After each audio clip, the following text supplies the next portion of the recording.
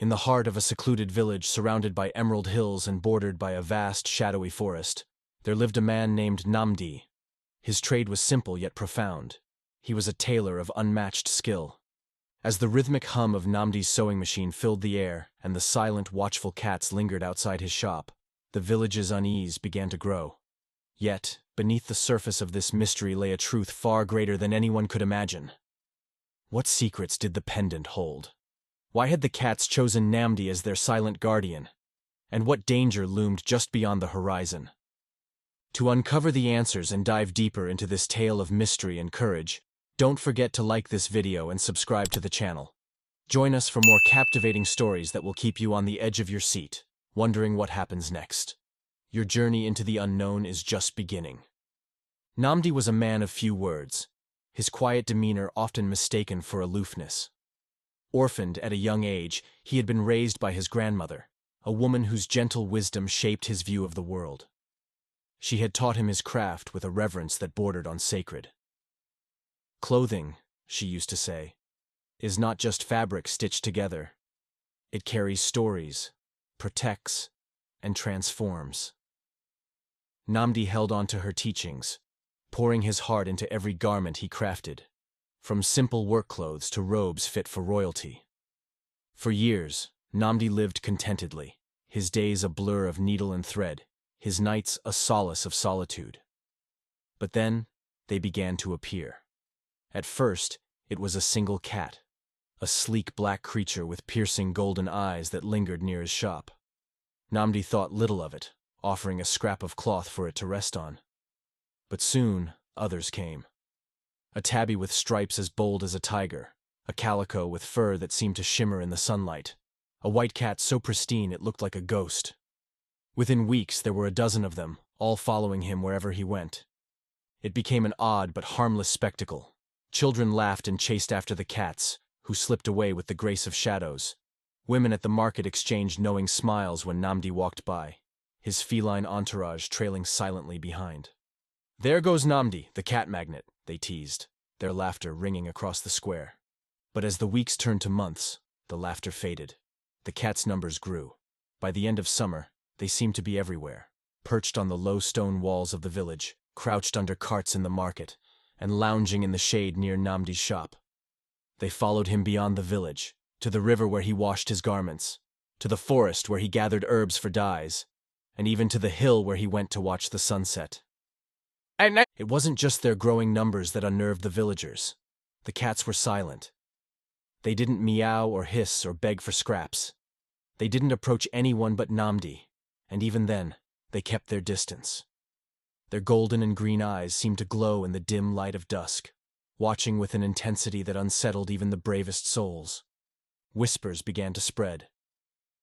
"It's not natural," an old woman muttered to her neighbor one morning as they fetched water from the well. "No man should have so many animals around him." Her neighbor, a woman known for her superstitions, nodded gravely. "I've heard tales of such things," she said in a hushed tone. "They say cats can see spirits. Perhaps they're drawn to something unnatural." The villagers, once amused by Nnamdi's peculiar situation, began to view him with suspicion. Parents pulled their children away when he passed by. Merchants stopped calling out to him, and customers who had once flocked to his shop now avoided it. The vibrant fabrics that once danced in the wind outside his shop now hung limp, untouched by customers for weeks. Nnamdi tried to ignore the change, throwing himself into his work with even greater intensity. But the silence grew heavier. He could feel the villagers' eyes on him, their whispers like the rustling of leaves in a storm. At night, the weight of their judgment pressed down on him, a suffocating cloud of loneliness. The cats, however, remained. They lingered outside his shop in the mornings, followed him to the market, and gathered outside his window at night. He tried everything to drive them away. He threw stones, shouted, even set out traps, though his heart ached at the thought of harming them. Nothing worked. The cats would scatter momentarily, only to return, their watchful eyes unyielding. The nights were the worst. As Nnamdi lay in bed, he could hear their soft padding on the ground outside, their glowing eyes staring back at him through the cracks in the shutters. He began to dread the hours after sunset. His once peaceful nights now filled with an oppressive sense of being watched. One evening, after a particularly harsh encounter with a villager who spat on the ground at his feet, Nnamdi sat in his dimly lit shop, his hands idle for the first time in years. The shadows of the setting sun stretched across the floor, casting an eerie glow on the scattered fabrics. Outside, the cats gathered, their forms dark silhouettes against the fading light. Nnamdi felt the weight of his isolation pressing down on him, a crushing loneliness that left him gasping for air. "I can't go on like this," he muttered, his voice breaking the silence of the room. He buried his face in his hands, tears slipping through his fingers. For the first time in years, he felt truly lost. His grandmother's teachings, the solace of his craft, the quiet rhythm of his days, none of it could shield him from the growing fear and isolation. Then, as if summoned by his despair, a memory surfaced. His grandmother's voice, soft and steady, echoed in his mind. "When the world turns against you, seek the wisdom of those who walk between the seen and unseen." Her words stirred something within him. There was someone in the village who might have the answers he sought. The name came to him like a whisper in the wind. Elder Chimezi.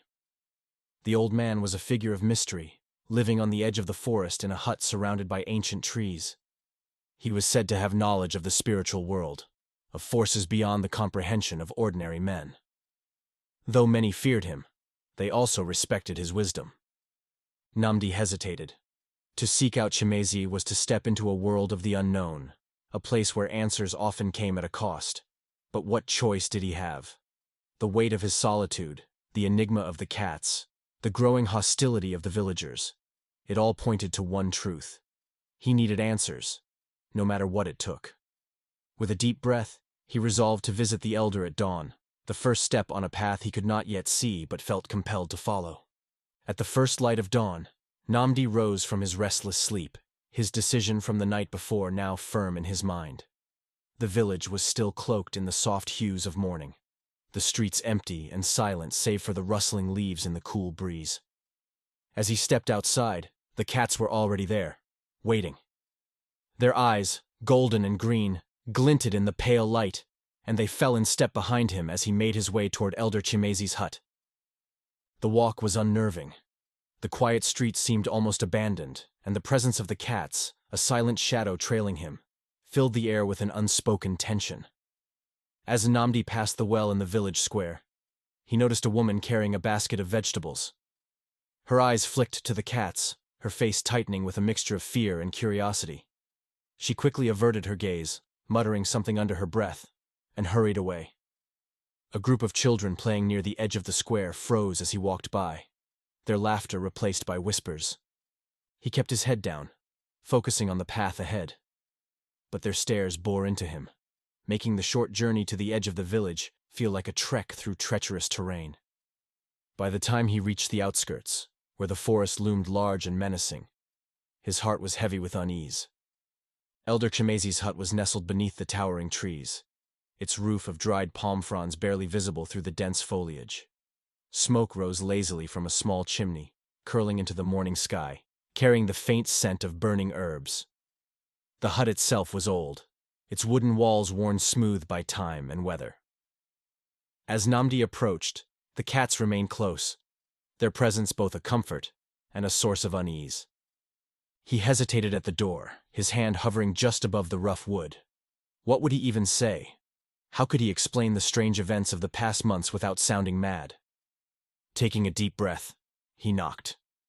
The sound echoed in the stillness, and after a long pause, the door creaked open.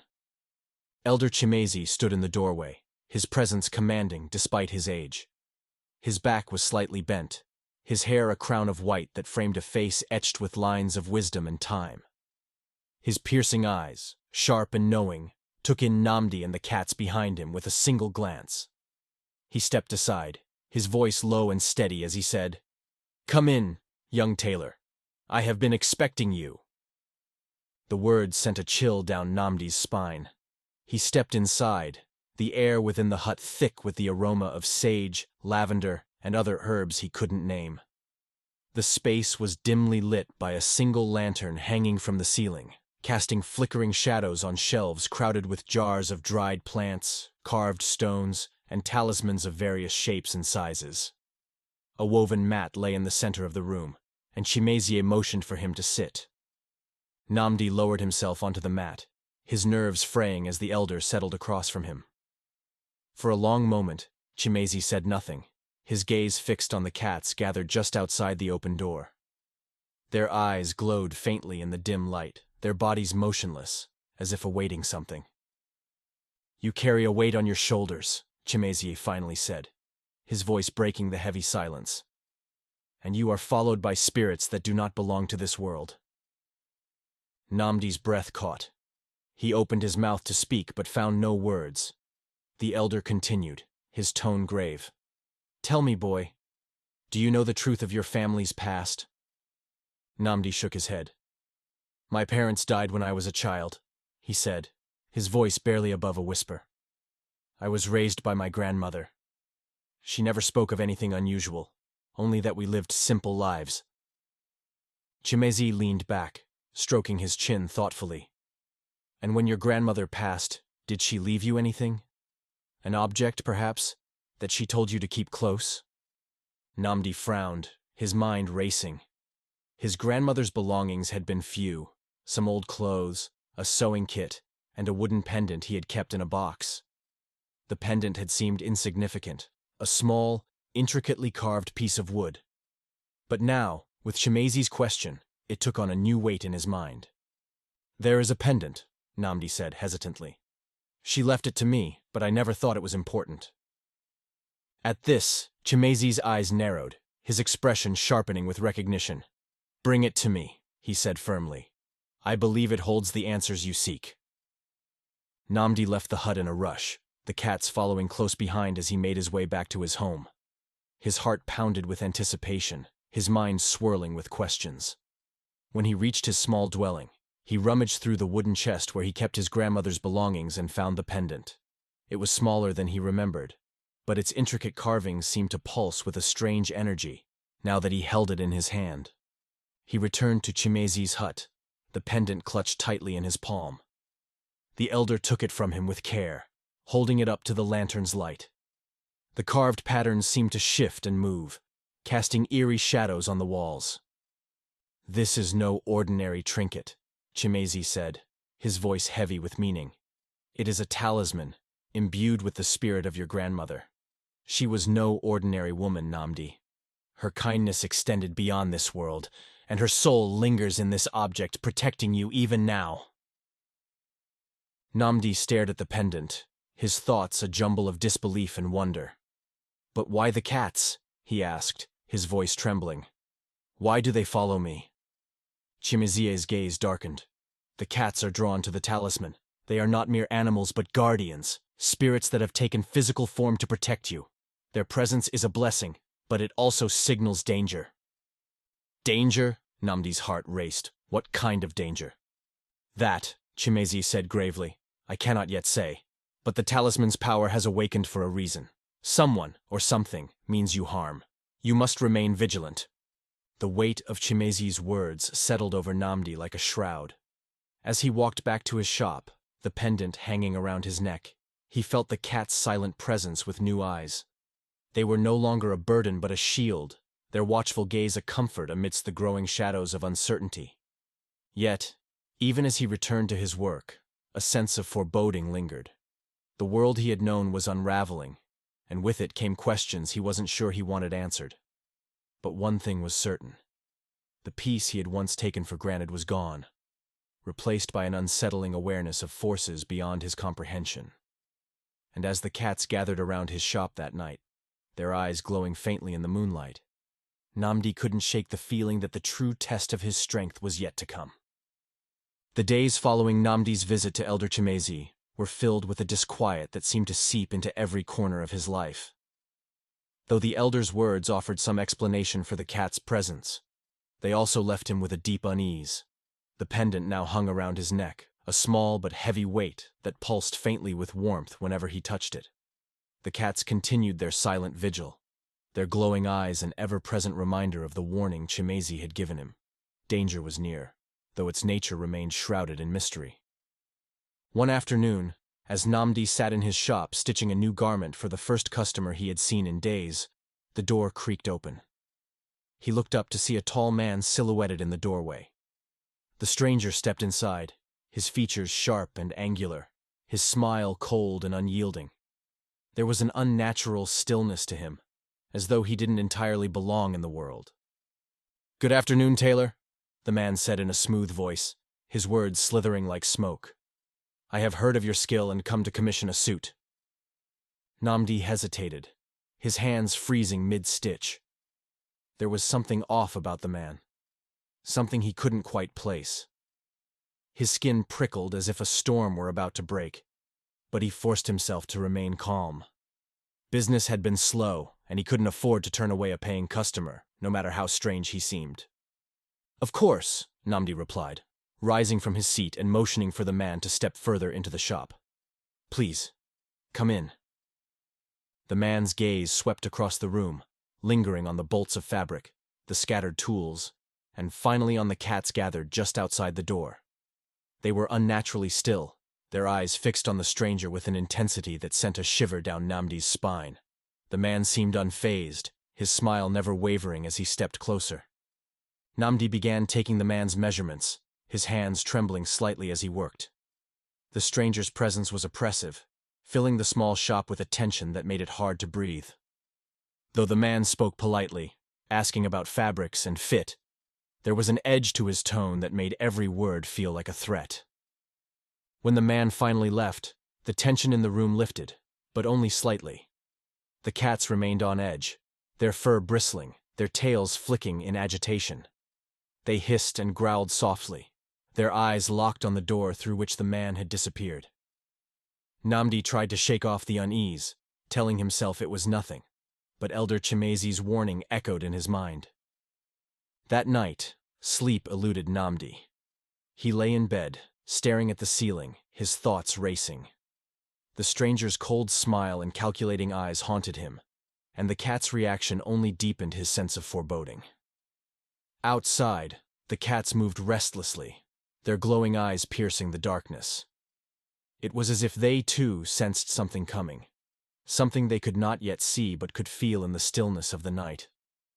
As the hours dragged on, Nnamdi finally rose and sat by the window, gazing out at the empty street below.